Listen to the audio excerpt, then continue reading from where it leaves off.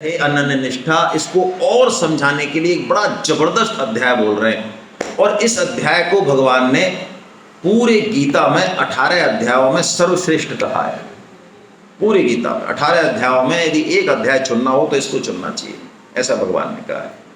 गीता तो शास्त्र है ही, जितने भी वेद हैं, पुराण हैं, उपनिषद हैं और भी बहुत सारी ब्रह्म संहिता हैं, जितनी भी हैं, उन सब का निचोड़ गीता में है। देखो अब 700 श्लोकों में निचोड़ है। ऐसा कोई ग्रंथ नहीं हो सकता, वेद का कोई मंत्र नहीं हो सकता जिसका भाव गीता में न हो। मैं रिपीट कर रहा हूं अपनी बात। वेद में 1 लाख मंत्र हैं, पुराणों में 4 लाख मंत्र हैं, उपनिषदों में भी खूब सारे मंत्र हैं, श्रीमद् भागवतम में 18,000 मंत्र हैं। मैं आपसे निवेदन कर रहा हूं, किसी भी शास्त्र का ऐसा कोई भाव, विशेष भाव जो उनमें हो और गीता में ना हो, ये संभव नहीं है। बोलिए। तो गीता भी शास्त्र है, लेकिन कोई गीता को भी बड़ा माने कि ये तो 700 श्लोक है, मेरे पास इतना समय नहीं है, तो कहते हैं भगवान ने इसी अध्याय को शास्त्र कह दिया कि एक अध्याय कोई पढ़ ले वो भी शास्त्रीय है। तो ऐसा ये अध्याय है, बड़ा जबरदस्त। तो आइए हम पढ़ते हैं। इस अध्याय का नाम क्या है? इसको भगवान ने अपना नाम दिया, पुरुषोत्तम योग, है ना। पहला श्लोक हम पढ़ते हैं। इसमें बड़ा प्यारा श्लोक है, जीवन जीने की कला है इसमें, बड़ी प्यारी। देखते हैं, आइए। ऊर्ध्वमूल मध्य शाखम अश्वत्थम प्राहुरव्ययम छंदांसि यस्य पर्णानि यस्तम वेद स वेदवित्। भगवान ने संसार को समझा रहे हैं भगवान, क्योंकि संसार में रहते हुए अनन्य निष्ठा करनी है ना। तो भगवान कहते हैं इस संसार को तू समझ, ये संसार है क्या, ये प्रकट किससे हुआ, ये मिलेगा किसमें, और ये संसार बीच में क्या है। देखो, हम यहां तो धान की खेती ज्यादा होती है, तो धान का जो बीज है वो हमने बो दिया, किसान ने बो दिया, और जो भी है खाद पानी वगैरह सब दिया। तो बीच में कहीं धान है, उसमें 2-4-6 महीने तक कहीं धान दिख रहा है, लेकिन अंत में उसके क्या पैदा होगा? धान ही पैदा होगा। किसान से कोई बीच में पूछे भाई किसकी खेती है, तो क्या कहेगा वो? धान की खेती। धान है उसमें, धान नहीं दिख रहा। ऐसे ही भगवान बता रहे हैं ये संसार जो है ये मेरे से ही प्रकट हुआ है। इसकी जड़ में कौन बैठे हैं? भगवान बैठे हैं। तो जब गेहूं से गेहूं पैदा होगा, धान से धान पैदा होगा, तो भगवान रूपी बीज से जो संसार पैदा होगा वो भगवत स्वरूप ही तो होगा, है ना। तो सब भगवान के स्वरूप ही हैं सब अलग अलग स्वभाव वाले, वो अलग बात है ना। तो भगवान कह रहे हैं कि देखो ये संसार वृक्ष उल्टा है। उल्टा मतलब इसकी जड़ कहाँ है? ऊपर है। और हमारे पेड़ों की जड़ कहाँ होती है? तो अब आप देखिए, बड़ी एक फिलॉसफी है बहुत तगड़ी, जो लोग कर्मवाद के, कर्म ठोक है ना, जिसको मैं उनको कर्म ठोक कहता हूं, जो कर्म को सर्वोच्च मानते हैं गीता पढ़ के भी, क्योंकि गीता में कर्म पे महत्व नहीं है। कोई कहे कि नहीं कर्म ना, कर्म पे महत्व है ही नहीं गीता में, कर्म योग पे महत्व है। कर्म तो जड़ है। तो यदि हमको संसार रूपी वृक्ष का पालन पोषण करना है तो हमको पानी कहां देना चाहिए? उसकी जड़ में। यही तो करते हैं हम। हमको यदि किसी वृक्ष को बढ़ाना है तो उसकी जड़ में पानी देते हैं या एक एक पत्ते पे देते हैं? तो जड़ आपको दिखती है क्या? फिर भी आप देते हो, क्यों देते हो? क्योंकि उसका मूल है, और हमको पता है यदि हमने जड़ में पानी दे दिया तो इस वृक्ष के टॉप से टॉप जहां पर जितनी जरूरत है वहां अपने आप। तो आपको यदि संसार का, घर परिवार का, समाज का, देश का, इसका पोषण करना है तो इन सबको अलग अलग पोषण देना है या मूल को सींच दें? सींचना चाहिए ना। और यदि हम मूल को नहीं सींचें और सबको देखते रहें जैसा कि हम प्राय करते हैं, मूल नहीं सींचा हमने, तो अल्टीमेटली ये वृक्ष तो टूटेगा, ये सूखेगा, ये कटेगा, इसका खत्म हो जाएगा ये वृक्ष। यही हो रहा है आज हमारे साथ। आप बुरा मत मानिए, आज हालत भयावह है, लेकिन हम इतने चतुर हैं, कोई अपनी बात बताता नहीं है, सब छुप के बैठे हैं।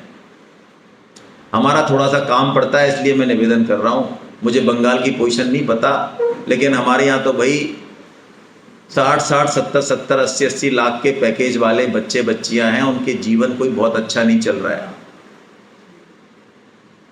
लेकिन हम इतने होशियार चंद हैं कि हिम्मत नहीं है हमें कहने की कि हाँ हमारे बहुत खराब पोजीशन है, और उसका कारण क्या है वो भी हम नहीं जानना चाहते, सुधरना भी नहीं चाहते।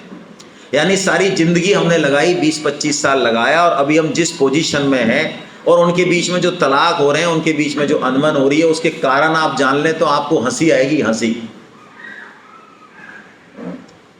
क्यों हुआ ऐसा कि हमने दौड़ तो बहुत तगड़ी लगाई, बुद्धि पूरी लगाई, मेहनत पूरी करी, रिजल्ट तो कुछ आया नहीं हमारे हाथ में। बोलो रिजल्ट क्या आया? आज 50 साल पहले फ्लैशबैक में चले जाओ। मैं मना नहीं कर रहा, भौतिक प्रगति बहुत आवश्यक है और उसका सदुपयोग है और वो होगी, लेकिन मैं बहुत मूल बात कह रहा हूं, इस श्लोक के आधार पर उसको पकड़ें। मैं आपसे कह रहा हूं आपने भौतिक प्रगति कर ली, आपने देश को आगे बढ़ा दिया, समाज को, सब कुछ कर लिया आपने सारी स्किल ले ली, तो गीता कहती है ये इतनी सारी जीरो आपने इकट्ठी कर ली। आप परोपकारी हैं, 1 जीरो। आप स्किल बहुत अच्छी है, 2 जीरो। आप बहुत बड़े साइंटिस्ट हैं, 3 जीरो। आपने देश के लिए बहुत बड़ा काम कर दिया, 4 जीरो। तो मैं पूछ रहा हूं आपके जीवन में 10 जीरो हों और किसी के जीवन में 4 जीरो और किसी के जीवन में 1 जीरो, टोटल नेट रिजल्ट क्या है?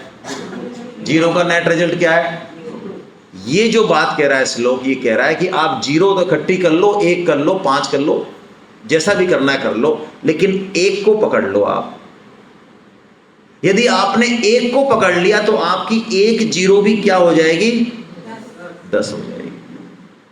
समझो आप, यदि समझना चाहो तो, बाकी तो मर्जी है। लेकिन आपने यदि 10 जीरो भी इकट्ठी कर ली और 1 को नहीं पकड़ा, बहुत बुरा समय आएगा। अंत समय कुछ हाथ नहीं आएगा, वो जीरो सारी 10 की 10 मिलके बिल्कुल खाली हाथ जाएंगी। आपको पता है अल्बर्ट आइंस्टीन जो परमाणु बम की टीम में थे, जब उन्होंने वो हिरोशिमा नागासाकी का जब वो देखा, तो उन्होंने अपनी बायोग्राफी में लिखा है कि प्रभु वैसे तो मेरे कर्म ऐसे हैं नहीं कि मुझे मनुष्य जन्म दोबारा मिले, लेकिन यदि सपोज मिले आपके रूल के हिसाब से, तो मुझे प्लम्बर बनाना। क्या बनाना? क्यों? क्योंकि प्लम्बर बनाऊंगा तो मैं इस अपनी तीक्ष्ण बुद्धि से ज्यादा से ज्यादा एक बाथरूम खराब करूंगा, दूसरा प्लम्बर ठीक कर देगा। अभी तो मैंने सारे संसार का सत्यानाश कर दिया ये परमाणु बम बना के। हम आइंस्टीन की पूरी लाइफ देखें और अंत में वो यहां पे पहुंचे हैं। हम भी ऐसे ही दौड़ लगा रहे हैं, अंधी दौड़ है हमारी, ये पक्की बात है। हमें कोई लेना देना नहीं है कि बच्चों में कोई मॉरल, कोई कल्चर, किसी तरह के कोई अध्यात्म। खुद हमारे यहाँ, हमारे बताओ कितने घर हैं जिनमें शाम को आधा घंटे या 15 मिनट कीर्तन होता है? आज सारे मंदिरों में जो है मशीनें आ गई हैं। हम 500 किलोमीटर या 1000 किलोमीटर जाके और बाई ईयर 1 लाख रुपए, गरीब आदमी है ना हम, 1 लाख बाई ईयर से जाके और मंदिर में ढुकेंगे। हमारी कॉलोनी के मंदिर में जाके हो सकता है हमको 20 साल हो गए हो। ये हमारी हालत है सबकी। हमारे बच्चे कहाँ जा रहे हैं हमें कोई लेना देना नहीं, वो क्या पहन रहे हैं हमें कोई लेना देना नहीं, हमें कुछ भी होश नहीं है। हमारे पैरामीटर कुछ अलग सेट हैं और दौड़ रहे हैं बस हम, क्योंकि वो दौड़ रहा है। लेकिन इसका अंजाम अच्छा नहीं होने वाला है। हम गीता बच्चों को नहीं पढ़ाना चाहते। मैं आपसे एक बहुत सिंपल सी इक्वेशन दे रहा हूं, आप इसको चेक करना। आपका बेटा यदि IIT पढ़ रहा है और आपने उसे गीता पढ़ा दी तो उसका रिजल्ट बहुत फाइन होगा। मैं ऐसा अपने अनुभव के आधार पे भी कह रहा हूं और बहुत सारे अनुभव हैं। लेकिन हमारी बुद्धि इसको मानेगी नहीं। हमारी बुद्धि कहेगी नहीं, IIT अलग है, गीता बिल्कुल अलग ही है। ऐसा नहीं है भाई, ये जड़ है गीता। तो इस जड़ को ठीक हो गई तो अब आप कुछ भी करेंगे वो ठीक ही हो जाएगा बिल्कुल। अब वो IIT क्या, वो कुछ भी हो ना, वो नासा हो ना, वो झाड़ू हो ना, वो खाना हो ना, वो कुछ भी हो, यदि मूल में ये लगा दी तो वो ठीक ही हो जाएगा। और मूल में नहीं लगाया तो सब कुछ खत्म हो जाएगा। क्यों? क्योंकि हम भगवान के ही अंश हैं। देखिए भगवान क्या कह रहे हैं, बड़ी अच्छी बात भगवान कह रहे हैं। हमसे हमारा परिचय करा रहे हैं भगवान। अभी तक हमारा परिचय नहीं है अपने आप से। क्या कह रहे हैं, बड़ा प्यारा श्लोक है, ममेवांसो जीव लोके जीव भूता सनातना मनः षष्ठानीन्द्रियाणि प्रकृति स्थानि कर्षति। भगवान कह रहे हैं माम एव अंशो ममे वांशो, ये केवल और केवल मेरा ही है। कौन? हम सब भगवान के हैं। लेकिन ये जीव भूत बन गए हैं। ओहो, बन गए हैं नहीं, भूत बन गए हम सब। क्यों बन गए भूत? कैसे बने भूत? भगवान कह रहे हैं इनको ये प्रकृति ज्यादा आकर्षित लगी, आकर्षण लगा। जैसे हमको लगता है ना, जहां हमको मना किया जाए कि आपको इधर नहीं देखना है, ये ग्राह्य नहीं है, हमारा मन ज्यादातर वही जाता है, ज्यादा नहीं जाता है। जो चीज हमको प्राप्त है, अवेलेबल है, उसमें हमको रस, घर की मुर्गी। एक फ्राइड का किस्सा है कि एक दंपत्ति जो है घूमने गए, तो उनका छोटा सा बच्चा था, तो वो मिल नहीं रहा था, तो रो रही थी उसकी माँ बहुत बुरी तरह से। बहुत बड़ा पार्क था, लंदन की बात है। तो फ्राइड वहीं घूम रहे थे, उन्होंने कहा क्यों रो रहे हो? कि हमारा बेटा नहीं मिल रहा, हमने बहुत ढूंढ लिया, आधे घंटे से ढूंढ रहे हैं। तो उन्होंने कहा तुमने उसको मना किया था क्या कहीं जाने के लिए? कि हाँ, हम जब उधर से आ रहे थे तो फव्वारे के पास वो चला गया था, वो बहुत बड़ा फव्वारा है वो उधर इतना दूर। तो मैंने बेटे से कहा बेटा इधर फव्वारे पे नहीं जाना है बिल्कुल, और हम उसको यहाँ आ गए लेके। फ्राइड ने कहा आप चले जाओ, वो फव्वारे पे ही है।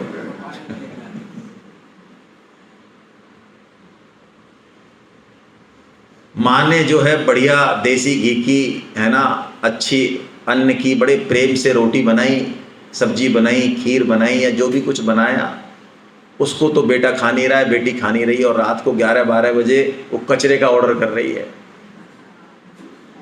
हाँ, उस कचरे में पैसा दे रही है ऑनलाइन, वो कचरा आ रहा है, उसको कचरे को खाते हुए बड़ी प्रसन्न हो रही है। हाँ, जो भी है वो कचरा पता नहीं क्या है। अब बोलो ये जो बना है देसी घी का, गाय के देसी घी का, और ये जो है, इसमें कोई कंपैरिजन है? लेकिन ऐसा ही है, देखो कहाँ तो भगवान सच्चिदानंद विग्रह है, जहाँ आनंद ही आनंद है। लेकिन अब पता नहीं क्या खोपड़ी घूमी हमारी, हमको लगा नहीं यार इधर आनंद नहीं, आनंद तो दूसरे की थाली में, जैसे हमको घी ज्यादा नजर आता है ना। एक चुटकुला सुना देता हूँ, वैसे तो है ना, आप थोड़े बोर हो रहे हो इसलिए, कि 2 दोस्त थे, तो उनकी दोनों की पत्नियां जो खो गई, तो वो मिले अचानक। उन्होंने कहा तू कहाँ घूम रहा है? अरे यार अरे तेरी पत्नी, अरे मेरी भी खो गई भाई। हैं, तेरी खो गई? तेरी पत्नी कैसी है? कि देख 5 फीट 6 फीट लंबी, इतनी बढ़िया, ऐसा सुंदर रंग हो रही। तेरी? अरे मेरी छोड़ यार, तेरी चलते हैं घूम रहा, तेरी ढूंढते हैं। तो ऐसे ही हम जो है यहाँ चक्कर में पड़े हुए हैं, आराम में। हमें लग रहा है कि ये जो सुख है ना, देखो भाई, शास्त्र की मैं बात बोलूं तो आपको बद्दी तो लगेगी, लेकिन शास्त्र की बात तो माननी पड़ेगी। मैं आपसे पूछता हूं, हमें गौरव जी कितना ही बढ़िया प्रसादम पालें, और हम इसको एंजॉय भी कर रहे हैं, प्रसादम में भगवान का अच्छा भी लग रहा है, लेकिन आपको मैं एक साइंटिफिकली फैक्ट दूं, एक्सेप्ट करना। सुअर का आहार क्या होता है? विष्ठा होता है, मल सुअर का ना। एक इमेजिन करो, ऐसे ही आंसर करो, रेस्पॉन्ड करो। सुअर जो विष्ठा खाता है, वो मतलब शौक से खाता है या बड़ा उसको अजीब लगता है? शौक से खाता है, कि दौड़ता है वो। हम इमेजिन कर सकते हैं कि दौड़ता है वो मल के पीछे। अच्छा, सुअर को जो मल खाते समय जो आनंद का, उसका जो तृप्ति का जो लेवल है, और हम जो प्रसादम खाते हैं, उसमें बेहतर कौन सा है? देख सके बराबर है तो क्यों है? मुझे आंसर दो। ऐसा नहीं है। मैंने आपको कल कहा था, शायद आप पकड़ नहीं पाए, जब हमारा विवेक बिल्कुल काम नहीं करता है, हम जड़ता की ओर जाते हैं, इंद्रिय के लेवल पे जाते हैं, तो हमारा विषय भोगों में आनंद बढ़ता जाता है। और यदि हम आध्यात्मिक लेवल पे, तो आपका यहाँ आनंद नहीं रह जाएगा। आप देखिए, रामकृष्ण परमहंस हैं, चैतन्य महाप्रभु हैं, परम श्रद्धेय सेठ जी महाराज हैं, इनके सबके विवाह हुए हैं, लेकिन आपको सुन के आश्चर्य हुआ कि क्या इन्होंने स्त्री संग किया? ये हमारे लिए सोचना ही मुश्किल है, हमारे जैसे कीड़ों के लिए सोचना मुश्किल है। लेकिन वो उस लेवल से उठ चुके हैं ना, जो उठ चुका है। आप बताइए, अब हमको विष्ठा का पता है ना, विष्ठा तो हम विष्ठा क्यों खाएंगे भाई? लेकिन जो विष्टा को विष्टा मान ही नहीं रहा है, हमारे विवेक का हम सदुपयोग ही नहीं कर रहे हैं। यदि हम सब मिलके जाएं सुअर के पास और उससे कहें भाई साहब बस अब 2 बजने वाले हैं, आप क्या ये दौड़ रहे हो यार, इधर आ जाओ, आप हमारे इधर गौशाला भवन के पास में हम बैठे हैं, तो क्या लगता है आपको वो सुअर आपकी बात मानेगा? इडली डोसा जो भी नाम लोगे मान जाएगा? तो जिन भोगों में हम पड़े हुए हैं ना, इस संसार के भोगों में, पद प्रतिष्ठा, मान, सेक्सुअल प्लीजर, जितने भी और मान बढ़ जितने भी हैं, ये सब देव योनि तक के लिए, देव योनि की बात कर रहा हूं मैं, भगवान की बात तो बहुत ऊंची है, जिसकी हम अंश हैं, वो तो बहुत ऊंचा सुख है। देवताओं के लिए भी ये विष्ठा सुख है ये, और हम उस सुख के लिए बने जिसके सामने ये कुछ नहीं है। लेकिन क्या हमारे बात समझ में आती है? नहीं आती है। तो हम समझ लें कि हम विवेक का सदुपयोग कर पा रहे हैं। पढ़ना लिखना अलग बात है, कुतर्क करना भी अलग बात है, शास्त्र को समझना भी अलग बात है, और विवेक को जागृत करना ये बहुत अलग बात है। विवेक जागृत हो जाता है तो व्यक्ति की रहनी और करनी बदल जाती है, बिल्कुल चेंज हो जाता है वो, और चीजों को सीखना वो बहुत अलग बात है। तो भगवान एक घोषणा कर रहे हैं कि तू केवल और केवल मेरा ही, तो मान ले भाई इस बात को, भगवान की बात को, और भगवान को पुकारते रहें। क्योंकि देखो, माँ बाप कैसा भी बच्चा हो उस पर प्रेम करते ही हैं। करते हैं कि नहीं करते हैं भाई? कपूत पे भी माँ का तो प्रेम रहता है। कपूत को भी पैसा चाहिए, पिताजी ने पूरा नहीं दिया है, हट तेरे को क्या पैसे दे, तो चल 100 रुपये ले जा, इसी में काम चला, कुछ नहीं आउट। तो माँ जो है पीछे से इधर से जा जुबा के उसको और जो है कुछ न कुछ कर करा देगी। चल तू रोटी वोटी तो खा आराम से, चिंता मत कर, मैं हूं ना, मैं हूं ना। तो ऐसे ही भगवान हमसे कह रहे हैं कि हम चिंता ना करें, मैं हूं ना, बस। भगवान की इस पे अब भगवान अपने बारे में बता रहे हैं। हम लोग कर्म के आधार पे जन्म लेते हैं, लेकिन भगवान जो जन्म लेते हैं वो हमारे उद्धार के लिए लेते हैं, कल्याण के लिए लेते हैं। कुछ कथाएं, कुछ कीर्ति, कुछ घटनाएं हो जाएं जिसके कारण हम उनको याद कर सकें। जैसे हम चैतन्य महाप्रभु के घर पे जाएं, श्रीवास पंडित के घर पे जाएं, तो हमारे अंदर एक भाव आता है, वो भाव हमको भगवान की तरफ मोड़ने में सहायता करता है। भगवान के जन्म का ये उद्देश्य है।